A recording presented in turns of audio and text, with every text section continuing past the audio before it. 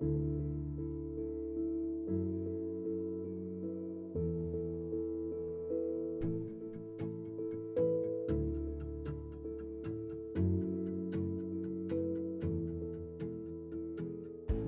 à toutes et à tous, bienvenue à ceux qui nous rejoignent aujourd'hui pour cette deuxième journée du Forum des Futurs de 2026. Hier, on a parlé plutôt de l'avenir des relations internationales au niveau global et aujourd'hui, donc, on se concentre géographiquement sur deux espaces, la France ce matin et puis l'Europe cet après-midi. On va avoir ici une introduction ce matin par Frédéric Veil et Cécile Desaunay, donc directeur d'études à Futurib, tous les deux, pour lancer une réflexion sur les quelques enjeux clés pour la France de 2050. Voilà, sans transition, je laisse la place à Cécile et à Frédéric. Bonjour à tous. François, tu nous confies la lourde tâche de parler de la France en 2050 en 30 minutes et en 10 diapos. Merci. On va essayer de relever le défi. Donc, parler de la France à l'horizon 2050, c'est un exercice un tout petit peu différent de ce qu'on a pu faire hier. On va parler évidemment de tendances lourdes, d'inertie, de changements, d'événements, mais aussi de volonté collective, de choix, de vision, puisque raisonner sur l'avenir de la France à l'horizon 2050, c'est aussi s'interroger sur l'espace de liberté, sur les contraintes dont on doit tenir compte, mais aussi sur les leviers et sur la notion de trajectoire. Voilà, donc on va essayer avec Cécile de vous proposer un petit tour d'horizon en 10 points dans lesquels on va essayer à la fois d'évoquer un certain nombre de tendances, d'inertie, mais aussi de changements, et également de questions pour l'avenir et de défis qui devront, on l'espère, guider nos réflexions tout au long de la journée, mais aussi lors des ateliers à suivre ce matin. Alors, premier élément, avec déjà une carte qui est à commenter, puisqu'on va s'intéresser évidemment à l'Hexagone, mais aussi aux Outre-mer, ce que ne montre pas cette carte. Donc on a mis comme titre pour ce premier point « Un pays à la croisée des chemins ». Ça servira un petit peu de fil rouge à notre présentation, à la fois pour se dire que quand on raisonne sur la France aujourd'hui, en 2026, on est déjà bien conscient qu'il y a un certain nombre de changements, de transformations, de mutations majeures qui interrogent le modèle social au sens large. Si on s'interroge à l'horizon 2050, évidemment, dans un contexte où ces différentes mutations, qu'elles soient climatiques, démographiques, géopolitiques, économiques, vont interroger encore plus fortement la pertinence, la pérennité de ce modèle social, dans un contexte où déjà aujourd'hui, le pays fait face à un certain nombre de tensions, de fragmentation, d'un mouvement également de défiance par rapport aux institutions et par rapport au système politique. Évidemment, raisonner à 2050, ça n'est pas seulement s'interroger sur le prolongement de ces tendances passées et sur une trajectoire qui ne serait que celle d'une adaptation aux contraintes externes. C'est aussi prendre en compte des atouts objectifs dont on parle aujourd'hui relativement peu, parfois qu'on oublie. Atouts démographiques, même si le pays est confronté à un vieillissement accéléré, il reste encore plus jeune que les autres pays européens, donc avec un atout qui évidemment n'est pas négligeable. On va parler du dérèglement climatique qui va concerner évidemment la France, mais qui heureusement va épargner un tout petit peu la France par rapport à d'autres pays européens, donc une situation qui sera comparativement peut-être moins compliquée que dans d'autres territoires, dans d'autres pays. Et puis, quand on parle d'atouts, il faut évidemment penser au capital accumulé dans le pays, à la qualité des infrastructures, au potentiel agricole, au potentiel et à la richesse culturelle, donc un certain nombre d'atouts objectifs qui seront évidemment essentiels à prendre en compte dans la trajectoire d'évolution du territoire national. Et puis, parler de l'avenir, c'est aussi parler du récit collectif. On sait très bien qu'aujourd'hui, on est plutôt en panne de récit collectif, avec des perceptions et des représentations de l'avenir plutôt négatives. Et donc, se projeter à 2050, c'est évidemment ne pas se résoudre à un déclin ou à un déclassement, mais aussi s'interroger sur la trajectoire souhaitée pour l'avenir et la capacité à repenser le modèle de société et la place de la France en Europe et dans le monde. Alors, premier élément, si on rentre un petit peu dans le vif du sujet sur ce tour d'horizon assez rapide, Premier élément, pas surprenant, hein, sur les évolutions climatiques, donc le nouveau régime climatique qui est en train de s'installer en France, avec un climat qui sera à la fois demain plus chaud et, entre guillemets, déréglé, hein, plus instable et plus incertain, avec à l'horizon 2050, plus 2,7 degrés qui sont anticipés à l'échelle de l'Hexagone, donc avec un rythme de hausse qui est clairement plus rapide qu'à l'échelle mondiale, et qui se traduira aussi par des aléas climatiques plus fréquents, plus intenses, et avec une ressource en eau qui joue évidemment un caractère stratégique dans nos modèles agricoles, énergétiques et dans nos modes de vie au sens large, l'eau qui deviendra une ressource stratégique. Et donc un dérèglement climatique qui aura des incidences également financières, avec des coûts d'adaptation, alors qu'ils sont aujourd'hui estimés de manière assez floue, hein. On est sur des fourchettes entre 15 et 25 milliards d'euros par an d'investissement d'adaptation, entre aujourd'hui et 2050. Mais peu importe la justesse du chiffre, en tout cas l'ordre de grandeur est assez clair et il est très important.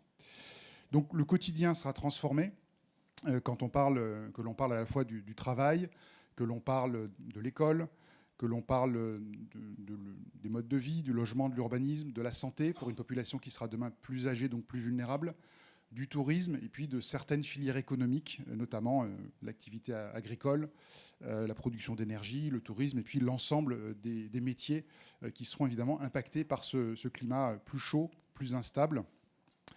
Donc on sera dans un monde différent, on va dire, mais qui ne sera pas différent de la même manière sur tous les territoires, si je peux m'exprimer ainsi, puisque les incidences du dérèglement climatique seront très différentes d'un territoire à l'autre. Vous avez une carte qui n'est pas très lisible, mais vous voyez que là où c'est rouge, c'est là où il fera le plus chaud. Donc il fera beaucoup plus chaud au sud-est et surtout dans les cœurs urbains. Et on aura un climat qui sera comparativement plus agréable dans le nord et sur la façade atlantique, et avec des territoires qui seront concernés malheureusement aussi par des cumuls de vulnérabilité climatique. Donc la géographie de l'attractivité et la géographie de l'activité économique évoluera de manière assez considérable en France à l'horizon 2050, avec une France qui, je l'ai dit, sera à la fois plus vulnérable parce que sa population sera plus âgée, mais aussi mieux préparée parce qu'à l'horizon 2050, on sera déjà mieux préparé à ce nouveau régime climatique qui arrive. Et puis je le rappelle encore, la France sera quand même, heureusement, comparativement plutôt épargnée par rapport à d'autres pays, notamment du sud de l'Europe. Alors, autre transformation majeure, tout ce qui concerne nos modèles économiques. Et plus globalement, je pense qu'il va falloir élargir à l'horizon 2050 aux questions de modèles de prospérité pour justement décentrer, dézoomer un tout petit peu nos approches.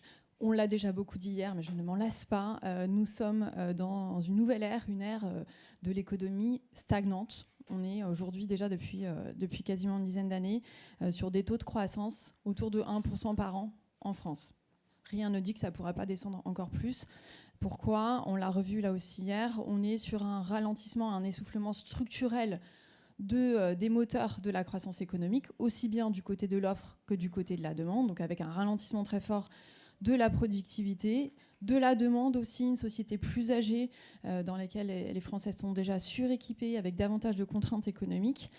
Et puis va s'ajouter à tout ça la baisse de la population à l'horizon 2050 et la baisse de la population active. Donc mécaniquement, on aura du mal à maintenir une croissance économique durablement élevée. D'accord ? Donc les 30 glorieuses, c'est vraiment fini. Il va falloir vraiment se le sortir de nos imaginaires. Donc une fois qu'on a dit ça, qu'est-ce qu'on fait ? La question, c'est à la fois comment on assure quand même une production de richesse suffisante pour répondre à nos besoins, je vais en parler juste après, et puis comment aussi on profite, ou en tout cas on se pose la question de justement la réinvention de nos systèmes économiques à l'heure justement du changement climatique et plus globalement des grandes transitions auxquelles il va falloir faire face. Donc transition démographique, transition climatique, transition écologique plus globalement et transition technologique. Alors qu'est-ce qui se passe aujourd'hui et qu'est-ce qu'on pourrait imaginer, qu'est-ce qu'on peut anticiper d'ici 2050 ? Si on regarde la transition climatique, donc autrement dit l'objectif de neutralité carbone, c'est pas mal. On a déjà réduit nos émissions de gaz à effet de serre d'un tiers depuis 1990.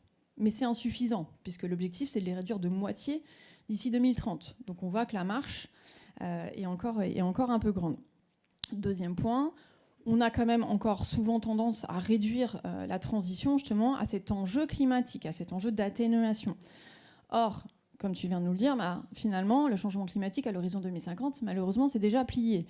Donc, la question, c'est aussi comment on s'adapte, en effet, et on va y revenir là aussi, et plus globalement, comment on intègre d'autres enjeux, les questions de biodiversité, de protection des écosystèmes, et effectivement de bien vivre, continuer à bien vivre dans un environnement qui potentiellement va être de plus en plus dégradé.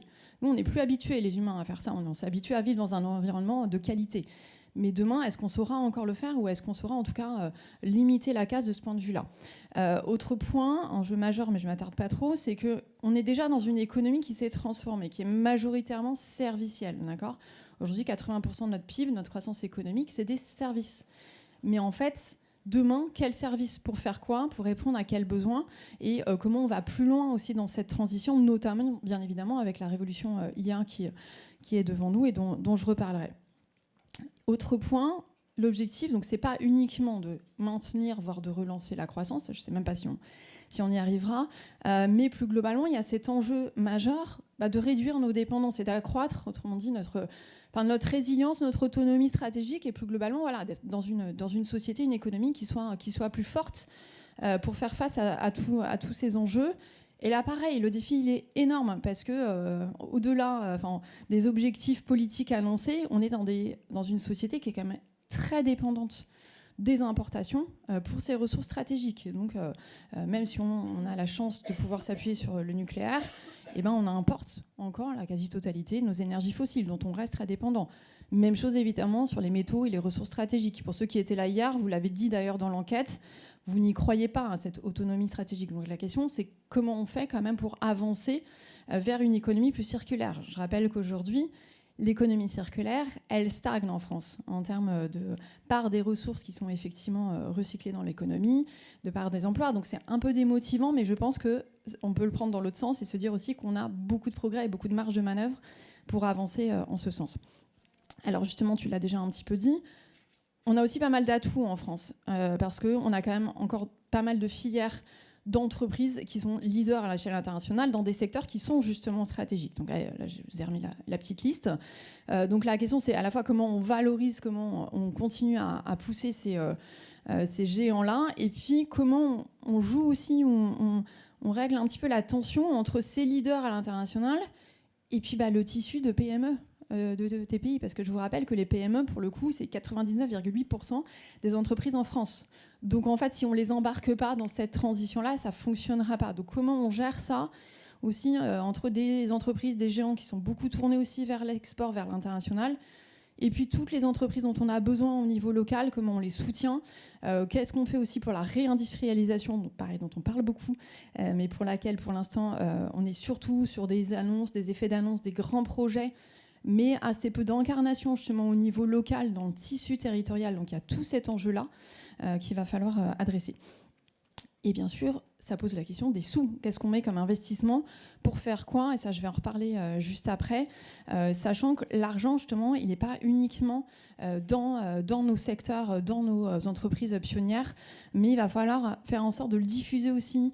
On s'est posé plein de questions sur quelle place on donne à l'éducation dans ce panorama. Je donne juste un chiffre, c'est que si vous connaissez un petit peu l'enquête PISA de l'OCDE, elle nous dit quoi ? Elle nous dit que depuis 20 ans, les résultats des jeunes Français dégringolent en français et en mathématiques. D'accord ? Donc on a un vrai souci autour de ça. On n'est pas prêt. On n'est pas prêt par rapport à tout ça et on n'est pas prêt par rapport à la révolution IA dont je redirai 2 mots. Donc ça, c'est un peu tous les défis d'un point de vue économique, à nouveau pour maintenir quand même une dynamique de croissance ou une production de richesse. Pour faire quoi ? Pour répondre à un certain nombre de besoins collectifs, parce que tout cet argent, il va bien falloir l'attraper, le récupérer pour, en effet, financer des besoins qui, eux, vont continuer à croître. Donc 2 points, la transition écologique, d'accord, et l'adaptation au changement climatique, dont tu viens de parler. Transition écologique, je l'ai dit un petit peu, les efforts sont là, on est aujourd'hui autour de 2,5 points de PIB qui sont consacrés à la transition écologique. Mais ce que nous disent les rapports, là vous avez un petit comparatif des rapports qui estiment justement les besoins d'investissement, ils nous disent qu'en gros il va falloir les doubler, ces investissements. Donc il y a encore un peu de boulot, sachant que ça c'est aussi bien des investissements publics que des investissements privés. Donc comment on finance ça du côté du public et comment on incite aussi les acteurs économiques, les acteurs financiers à réaliser ces investissements. Sachant que ce que nous disent aussi ces rapports, c'est qu'on a en gros juste un tiers des investissements qui sont rentables. Donc, dans le langage économique, ça veut dire on n'y va pas. Donc, comment on fait en sorte que les investissements se fassent quand même et qu'est-ce qu'on invente justement, soit pour les rendre rentables sous d'autres formes, donc élargir la notion de rentabilité justement au-delà de l'économique, soit pour forcer les fonds, les investissements à aller vers ces besoins-là. Adaptation au changement climatique dont on a parlé. Le gros enjeu, la protection sociale. Donc pareil, on en a parlé un petit peu hier. Je vous rappelle que les dépenses de protection sociale, c'est déjà un tiers du PIB. C'est monstrueux, ça a doublé depuis les années 60 et c'est pas fini. C'est pas fini parce que effectivement devant nous on a le mur du vieillissement, de la dépendance et des questions de santé liées, donc de financement de toutes ces maladies-là, avec des gros enjeux sur justement est-ce qu'on continue à financer tout ça, est-ce qu'on se recentre sur certaines dépenses, si oui, avec quelle logique et quel principe de justice, d'équité, qui va financer le reste, donc toutes ces questions-là. Pour l'instant, on ne les a pas abordées. La bonne nouvelle, c'est que sur les retraites, je ne le savais pas, mais je l'ai découvert en préparant, c'est que la part des retraites dans le PIB, elle va rester globalement stable. Donc les réformes successives, quand même, commencent à porter leurs fruits. Donc on est quand même à 14% du PIB, c'est pas rien. Mais elles vont, en tout cas, rester stables a priori à cet horizon. Autre point sur la défense. Donc aujourd'hui, c'est 2% du PIB. On se dit, bon, ça va, on a un peu de marge. Mais vous avez dû en entendre parler, il y a quand même beaucoup d'objectifs en ce moment. On les comprend, notamment du côté du ministère des Armées, pour quasiment doubler ce budget de la défense dans le PIB. Donc pareil, gros enjeu de comment on finance ça. Comment on finance ça, comme je viens de le dire, avec donc, une croissance économique durablement ralentie, et puis une dette qui, elle, continue à augmenter. Donc là, le chiffre choc.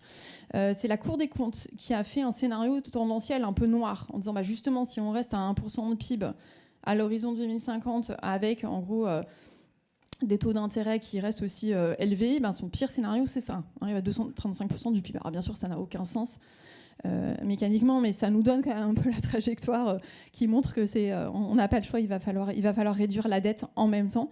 Et puis bien sûr, comme on l'a déjà dit, une population active qui, elle, va commencer à baisser. Alors ça va être progressif.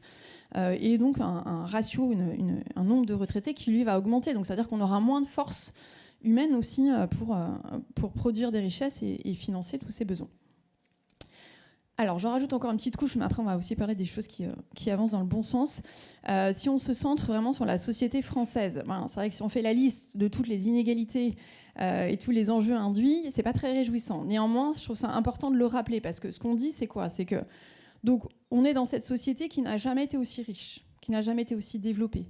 Et pourtant, on n'arrive toujours pas, justement, à satisfaire un certain nombre de besoins fondamentaux et finalement un certain nombre d'objectifs qui sont fondamentaux aussi dans notre société. Donc on a un retour de la pauvreté. D'accord ? Vous avez 15% des Français qui sont pauvres au seuil de 60%, ça repart à la hausse. Un retour des inégalités de revenus. Et bien sûr, les inégalités de patrimoine, le gros sujet, d'accord ?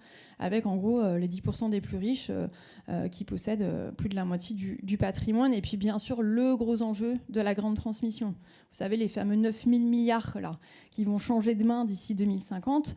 En attendant, ça veut dire qu'on a une concentration justement des richesses chez les plus âgés, des richesses qui ont du mal à circuler, qui ont du mal à descendre, d'accord ? Des gros enjeux sur comment on fait en sorte que ça circule plus vite. Parce qu'en attendant, ça veut dire qu'en bas, vous avez des jeunes générations qui, elles, se retrouvent complètement défavorisées sur le marché du travail. Vous avez quasiment les 2/3 des moins de 25 ans qui sont en emploi précaire. Un taux d'accès à la fin, en gros, l'âge des primo-accédants, l'âge auquel vous devenez propriétaire la première fois est autour de 33 ans. Donc en gros, on a des jeunes qui ont plus de mal à avancer, à construire leur vie, qui jusqu'à 30 ans sont un petit peu coincés, dans un espèce de sas où j'ai pas de boulot, ou alors j'ai un boulot précaire, je ne peux pas devenir propriétaire, ce qui a des impacts aussi sur leur vie. On va en reparler juste après. Et donc des inégalités aussi en termes d'éducation dont j'ai déjà parlé. Je rappelle que, pareil, ce que nous disent les enquêtes PISA, c'est que la France, c'est quasiment le pays où les inégalités sociales, les inégalités d'origine, jouent le plus sur les performances scolaires, dans un pays où, normalement, on prône justement cette égalité scolaire. Donc là, il y a quand même un gros sujet qu'on n'arrive pas à adresser, en fait. On est coincé, voire ça se dégrade, ça empire au fil du temps. Et tout ça pour dire quoi ? Qu'à la fin, ça a aussi des impacts sur la capacité des individus, des Français, à répondre à leurs besoins. Quand vous avez 15% de personnes qui sont pauvres, en face, vous avez aussi 15% des Français qui disent ne pas manger à leur faim tous les jours. D'accord ? avec des gros enjeux aussi sur le logement, et peut-être demain sur l'accès à la santé, aux soins de santé, comme je viens de le mentionner. Ça, pour moi, c'est le gros défi dans une société aussi riche que la nôtre, qui reste la 7e puissance économique mondiale. Okay, alors, du coup, ça veut dire quoi? Ça veut dire aussi qu'on a une société, c'est le terme est galvaudé, mais un peu d'archipel, quoi, où finalement, on a une telle diversité dans les modes de vie, dans les manières de vivre, que ça pose plein de questions sur notre cohésion sociale. Donc, vous avez, en gros, d'un côté, vous avez un Français sur 3 qui vit seul. D'accord, c'est énorme. En gros, en France, partie du principe qu'on a moins de la moitié des Français qui vivent en famille et moins de la moitié des Français qui travaillent. Donc on est dans cette société-là. Nous, on est tous actifs, là, j'imagine, en tout cas la plupart d'entre nous. Donc on s'imagine la société comme une société de personnes qui passent leur temps à courir dans tous les sens, à travailler et à s'occuper de leurs enfants. Dites-vous que ça, c'est le schéma minoritaire aujourd'hui et ça va continuer à s'accentuer. On est dans une société de plus en plus âgée, où il y a de plus en plus de personnes seules ou éventuellement en couple, mais même ça diminue, où il y a moins d'enfants, et où donc on a une situation croissante, y compris en termes de rapport au temps. Parce que quand vous êtes inactif, quand vous êtes seul, alors je ne dis pas que vous ne sortez pas, mais vous avez un mode de vie qui va peut-être être différent. Et se pose la question justement de l'isolement, de la solitude. Vous avez dû entendre parler des chiffres de la Fondation de France qui nous disent en gros il y a une personne sur 10 qui est complètement isolée et une sur 3 qui est dans un isolement relatif, en gros qui voit peu de monde, d'accord ? Et à côté de ça, vous avez effectivement les hyperactifs qui courent dans tous les sens et qui tirent aussi des valeurs, des imaginaires en lien justement avec cette accélération permanente, d'accord ? Donc ça, cette tension-là, elle est assez perturbante parce que ce n'est pas la réalité de tous. Et tout ça, donc ça veut dire quoi ? Ça veut dire que sans surprise, quand vous interrogez les Français, donc là c'est les données Cevipof, qui est un baromètre qui est quand même hyper solide sur ces sujets, qui nous dit 7 Français sur 10 pensent que la cohésion sociale est faible. Il y en a quasiment autant qui pensent que la société française, c'est avant tout une société de communauté. En gros, on n'est pas une société, on n'est pas des Français, on est une espèce de multitude d'individus ou éventuellement de groupes sociaux. D'accord ? Donc ça veut dire quoi ? Forcément, derrière, c'est assez logique qu'on soit aussi dans une société de la méfiance, en fait. Dans une société où on ne se fait pas confiance, et on ne fait pas confiance aux institutions. Et donc forcément, ça, par ricochet, ça pose plein de questions sur nos solidarités et notre acceptabilité aussi d'un certain nombre de systèmes et de contraintes collectives. Et la question des communautés, il faut que j'avance, mais alors c'est assez compliqué parce qu'en fait, il y en a à la fois de plus en plus complexes, de plus en plus choisis, et en même temps, il y a aussi beaucoup de gens qui ne sont pas dans des communautés. Donc ça renouvelle encore la question des inégalités. Alors, pour parler quand même de ce qui bouge et ce qui est source de plus d'optimisme. La famille, ça reste central dans notre société. C'est dans toutes les enquêtes, dont vous trouverez toujours la famille, c'est le pilier. En gros, vous avez 8 Français sur 10, 9 Français sur 10 qui vous disent « Mais oui, pour moi, la famille, c'est ce qu'il y a de plus important ». Vous avez, face à cet enjeu du vieillissement, de la dépendance, on est entre 8 et 11 millions d'aidants, donc qui vont aider leurs proches, notamment leurs parents âgés, mais aussi cette question de la génération pivot. Vous savez, les personnes qui sont à la fois enfants de parents âgés, potentiellement en perte d'indépendance, et puis qui sont parents justement de jeunes adultes qui n'arrivent pas à prendre leur indépendance. Donc on a besoin d'eux, mais il va falloir les soutenir un petit peu. Mais la famille, ça voudra dire quoi en 2050 ? Puisque, je l'ai déjà un petit peu dit, on est dans une société où on fait de moins en moins d'enfants. Vous avez aujourd'hui, si on prend les jeunes hommes de 25 ans, il n'y en a plus qu'un tiers qui est en couple. Si vous prenez les jeunes femmes du même âge ou un peu plus âgées, il y en a un tiers qui nous disent ne pas vouloir d'enfants. Alors j'espère que ce n'est pas les mêmes qui sont en couple, parce que sinon, demain, ça va être compliqué. En tout cas, on est dans cette société où le rapport à la famille, la valeur famille bouge. Donc à la fois, on y tient, et en même temps, on se pose plein de questions. Il y a tout ce mouvement No Child qui monte de la part de jeunes filles, mais pas uniquement, aussi de jeunes hommes, qui revendiquent le fait de ne pas vouloir d'enfants. Et donc de moins en moins de jeunes qui sont en couple. Donc ça, pareil, gros sujet à suivre au cours des prochaines années. Et donc, au-delà de la famille, vous avez quand même des solidarités qui se renouvellent. Donc ça fera l'objet d'un atelier aussi tout à l'heure, qui se renouvellent et qui vont être notamment à la fois davantage basés sur la proximité, sur les voisins, sur le quartier. Donc ça, c'est des phénomènes qui sont très difficiles à appréhender, mais passionnants, sur comment on refait société finalement à des échelles potentiellement plus locales. Et puis les crises, c'est aussi un facteur justement de solidarité. On l'a vu avec le Covid, on l'a vu avec la phase d'inflation, où vous savez, il y a eu un pic de personnes justement qui avaient du mal à se nourrir, à manger à leur faim. Et donc on a vu ce renouvellement des solidarités informels ou passant par des associations, passant par du bénévolat. Et ça, c'est vraiment aussi quelque chose qu'on a du mal, je trouve, à valoriser en France, mais sur lequel il va falloir absolument miser. Alors, pas en remplacement de la solidarité collective, mais en tout cas en complément. Et tout ça, ça nous dit quoi sur les valeurs? Qu'est-ce qui va faire société demain? Et bien là, pareil, c'est un peu compliqué parce que je pense qu'à l'horizon 2050, on aura du mal à être dans une société où on partage véritablement tous des valeurs structurantes communes. Alors on va le voir, parce que je pense qu'il y a des points sur lesquels il y aura des tensions et d'autres sur lesquels peut-être on va se retrouver. Alors justement, premier point, donc ça, j'ai piqué le schéma de l'Obsoco qui avait fait une enquête qui est sortie en début d'année, qui était assez intéressante, justement sur le modèle de société dans lequel les Français se projettent. Et donc en gros, ils avaient trois modèles. Donc on va évacuer déjà celle-là, la société technolibérale, celle où en gros on est gouverné par l'IA, par les technos, etc. Et là, globalement, les Français n'y adhèrent pas, ça ne suscite pas c'est pas un modèle dans lequel les Français se retrouvent. Deuxième modèle, société éco-solidaire. Donc en gros, est-ce que demain on sera dans une société justement de la sobriété, de la transition écologique, etc. On voit quoi? Là, les points, ça correspond aux âges. Donc on voit que c'est le modèle, donc le vert, auquel les jeunes adhèrent le plus. D'accord ? Si vous regardez le dernier modèle, société identitaire sécuritaire, autrement dit une société du repli, défensive, dans laquelle on va protéger un certain nombre de valeurs traditionnelles, c'est celle à laquelle les seniors adhèrent le plus. Donc ça, en soi, c'est assez révélateur. Sachant qu'une fois qu'on a dit ça, il faut creuser un tout petit peu, parce qu'en fait, au sein des jeunes, ce qu'on voit, c'est qu'il y a aussi des scissions. Et notamment, vous avez peut-être vu passer des enquêtes qui montrent qu'on a une part significative des jeunes hommes qui déclarent adhérer à des valeurs traditionnalistes, voire sexistes, qui considèrent que c'est normal que la femme soit à la maison, etc. Donc les scissions, en termes de valeurs, elles sont multiples. Okay ? Une fois qu'on a dit ça, on va essayer de chercher quand même des valeurs qui nous rassemblent. J'en ai identifié 3, mais on pourra en discuter. La tolérance. On est dans une société où toutes les enquêtes, notamment valeurs, le disent. On est tolérant. On accepte la différence. On accepte des comportements, des valeurs qui ne sont pas les mêmes que les nôtres. Pourquoi ? Parce qu'on attend des autres qu'ils fassent de même et qu'ils nous acceptent comme on est. Et ça, mine de rien, c'est un énorme progrès par rapport à notre société il y a un siècle. D'accord ? Donc ça, je pense que ça va rester. Attente en matière de justice sociale et d'équité. D'accord ? Ça sera la condition pour réussir aussi la transition écologique et justement la transition des systèmes de protection sociale, qu'il y ait de la justice, qu'il y ait de l'équité. Et là, je pense qu'on pourra activer pas mal de choses. Et dernier point, le vivant. Ce qu'on voit aussi dans les enquêtes, c'est que cet enjeu de la protection du vivant, il monte énormément. On est de plus en plus conscient qu'on n'y échappera pas.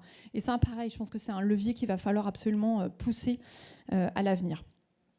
Alors, dernier point, l'IA. On a dit hier qu'on n'en parlait pas trop, mais je pense qu'il faut quand même en parler un petit peu. Mais bon, comme le sujet est complexe, le slide est dense et je vais aller vite. Les grandes transformations. La question de l'IA agentique, pour ceux qui étaient là hier, a été évoquée rapidement, qui potentiellement peut bouleverser quand même pas mal nos modes de vie. En gros, l'idée, c'est que demain, vous avez une IA personnalisée qui va devenir votre filtre, votre porte d'entrée sur le monde, d'accord ? Qui va un peu tout gérer pour vous. Gérer votre rapport à l'information, gérer votre consommation, vous dire tiens, je te rachète de la salade parce que tu n'en as plus dans le frigo. Je caricature, mais qui va devenir une sorte d'assistant personnel, voire d'assistant professionnel, qui va vous apporter du soutien moral. Donc, est-ce qu'on va vers là ? Si oui, avec quelles incidences, quels impacts sur notre rapport aussi au monde ? Et puis, alors bien sûr, ça pose la question des dépendances. Est-ce que demain, on va tous être dépendants à des outils, des machines et des acteurs qu'on ne comprend pas, qu'on ne maîtrise pas ? Et est-ce que ça va accentuer les inégalités ou pas ? Parce qu'en gros, on insiste toujours sur le fait que l'IA, la maîtrise, la capacité à maîtriser l'IA peut accentuer les inégalités, mais à l'inverse, ça peut devenir finalement un levier, une béquille pour une partie des individus. Alors j'ai vu passer des enquêtes sur les étudiants, etc., pour qui ça peut faciliter certaines choses, certaines recherches d'informations et une capacité finalement de synthèse. Donc ça, c'est un peu le nœud qu'il va falloir regarder. Et puis bien sûr, le gros sujet, ça va être la question de l'impact de l'IA sur l'éducation et le travail. Donc en gros, vous avez en vrac la question de demain, ce sont avant tout les professions les plus qualifiées dans les services, notamment les professions intellectuelles qui vont être touchées par l'IA. Avec, selon les données, sachant que ça bouge très vite, entre un quart et un tiers des tâches qui pourraient être automatisables, pas forcément des métiers. Donc la question, c'est qu'est-ce qu'on fait ? Est-ce que ça veut dire que ça nous libère du temps pour faire des choses mieux finalement, ou est-ce qu'au contraire ça devient une nouvelle source d'aliénation? Moi, il y a un point sur lequel j'insiste et ensuite j'arrête là-dessus, c'est en gros ce qu'on perd en tant que compétence à chaque fois qu'on délègue des choses à un outil. Enfin, je sais pas, par exemple, qui parmi vous est capable de se localiser sans un GPS?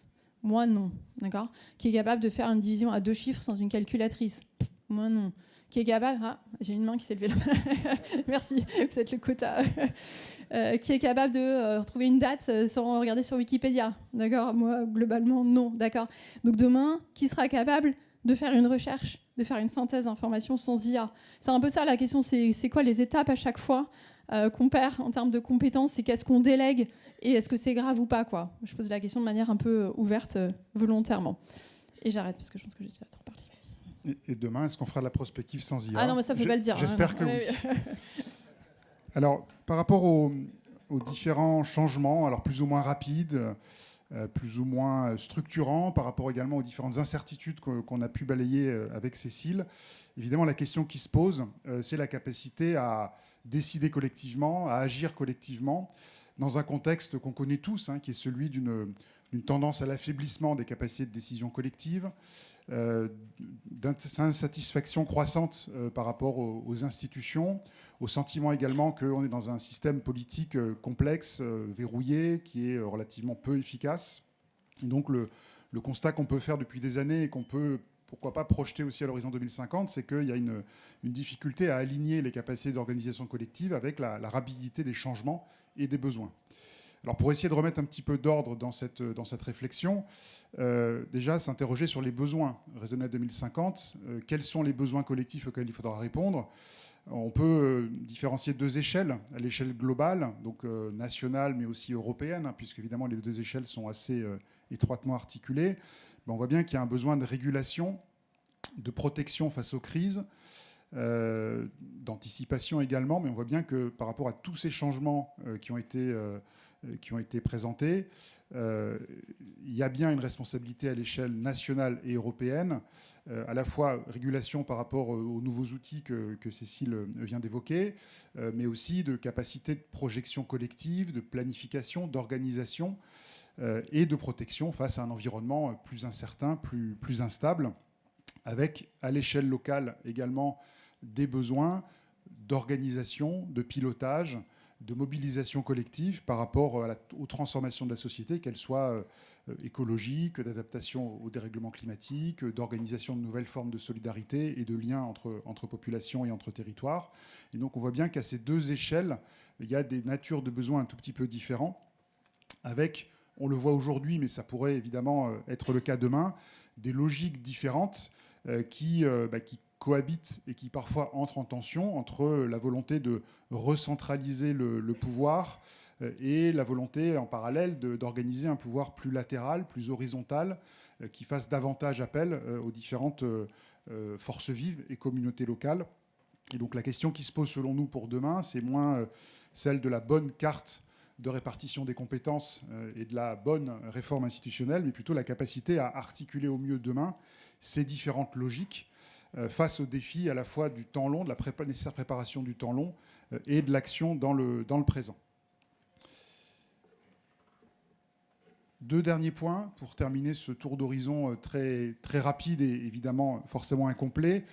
Si on resitue la France à une échelle plus globale, on peut évidemment poser le paradoxe d'une puissance moyenne dont le positionnement relatif par rapport aux autres pays dans le monde va plutôt décliner en termes de capacité économique, démographique et d'influence, avec une vocation universaliste qui s'exprime quand même toujours. Et donc avec ce paradoxe d'un pays qui ne pèse que 1% de la population mondiale, mais qui dispose quand même de la 2e zone économique mondiale grâce à ses outre-mer, d'un siège permanent à l'ONU, des capacités de dissuasion nucléaire, d'une influence diplomatique et culturelle considérable, mais dans un monde qui demain sera différent parce que marqué par l'affirmation de nouvelles puissances, la montée en puissance rapide du Sud global et un retour de rivalité de puissance dans laquelle, évidemment, la France ne peut pas se penser sans l'Europe à cette échelle globale. Et donc, comme au niveau national, un positionnement qui sera clarifié. On peut supposer que le positionnement de la France à l'horizon 2050 ne sera pas que le prolongement des tendances passées et des tendances lourdes actuelles. Il y aura une réflexion à avoir sur ce positionnement et donc des arbitrages à réaliser. Je refais référence évidemment aux aspects financiers. Qu'est-ce qu'on pourra financer demain entre l'effort de défense, les besoins de financement, d'adaptation, de la protection sociale? Il y aura des choix à faire qui reposeront évidemment sur une vision et puis des priorités et des choix collectifs. Et puis évidemment une articulation à penser dans le cadre d'une autonomie stratégique européenne qui est elle aussi en réflexion et en émergence. Je terminerai ce tour d'horizon en m'intéressant au territoire, puisque dans toutes les transformations qu'on a pu évoquer, eh bien, elles vont aussi concerner les territoires, elles vont aussi atterrir au niveau local, mais de manière très différente, à notre avis, d'un territoire à l'autre, puisque les incidences des changements globaux, qu'ils soient climatiques, géopolitiques, économiques ou démographiques, eh bien, impactent de manière très différenciée les territoires. Territoires qui ne disposent pas tous des mêmes volontés, des mêmes projets collectifs, des mêmes capacités d'ingénierie et des mêmes capacités financières, donc avec des trajectoires qui pourront être très divergentes demain, dans un contexte où l'État central aura de moins en moins la capacité à assurer la circulation des revenus et la solidarité, compte tenu des contraintes majeures qui montent en puissance sur ces capacités de financement. Et donc, l'hypothèse que les trajectoires des territoires seront de plus en plus divergentes dans les prochaines années. C'est déjà aujourd'hui une réalité qu'on peut observer. 3 figures qu'on propose, mais vraiment de manière très schématique pour illustrer ces trajectoires divergentes. Des métropoles et des espaces métropolitains qui disposent d'atouts objectifs considérables et une capacité à attirer des investissements, des entreprises et la population active, mais qui seront évidemment toujours demain assez exposés et sensibles aux changements globaux. Des territoires fragiles qui probablement le seront demain encore plus, compte tenu des cumuls de difficultés économiques, du vieillissement de la population et des difficultés sociales qui risquent de s'accroître dans ces territoires, avec un État central qui aura probablement demain moins la capacité d'aider ces territoires. Et puis des villes moyennes, des territoires intermédiaires, pour lesquels les trajectoires sont probablement assez ouvertes, compte tenu de leur capacité d'organisation et de transformation, mais des trajectoires qui dépendront évidemment assez largement des volontés et des capacités d'organisation des acteurs. Donc si on considère qu'on aura demain en France des territoires plus divergents, plus autonomes, se pose évidemment la question de la cohésion pour le territoire national. Est-ce qu'on sera demain dans une société d'archipels de plus en plus séparés, ou au contraire, est-ce qu'on sera en capacité d'inventer de nouvelles solidarités collectives? Et puis, est-ce qu'on sera aussi en mesure de dépasser l'éternel débat entre égalité territoriale et différenciation, ce qui pose la question d'un nouveau pacte qui pourrait être inventé, construit et approprié entre l'État et les territoires. Et on en revient ici aux questions de gouvernance collective. On abordera dans l'atelier sur les services publics tout à l'heure la question des biens communs, qui peut être aussi une manière de s'interroger sur ce nouveau pacte entre l'État et les territoires. Voilà, on en a terminé pour ce tour d'horizon rapide, forcément incomplet. On vous remercie pour votre attention. Merci.